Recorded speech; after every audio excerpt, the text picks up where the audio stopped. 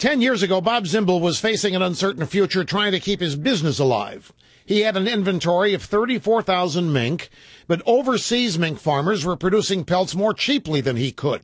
On top of that, animal rights wackos were up in arms about fur. They were targeting people wearing fur coats. They were spraying paint on them. In other cases, verbally abusing them. The anti-fur campaign worked. It had an impact. And to make matters worse, the recession happened. So dozens of other mink farmers went out of business, but Zimble hung in there. He couldn't afford to provide raises for his employees. Some of them quit, but he kept his farm going by buying used equipment when repairs weren't possible.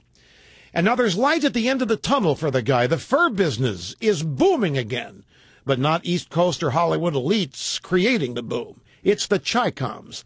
China's newly rich, and there are a lot of them.